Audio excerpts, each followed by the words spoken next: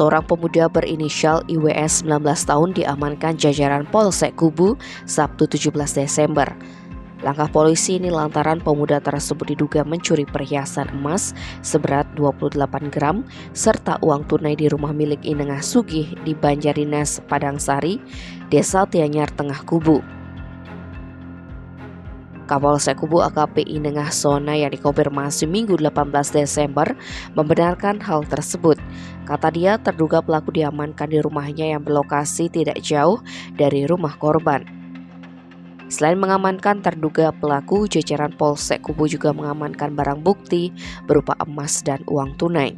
Pihaknya membeberkan Inengah Sugih kehilangan barang-barang yang dimaksud tersebut berawal dari kondisi rumahnya yang sepi pada Jumat 16 Desember. Di samping itu, situasi di sekitar rumahnya juga sepi karena jarak antar rumah warga berjauhan.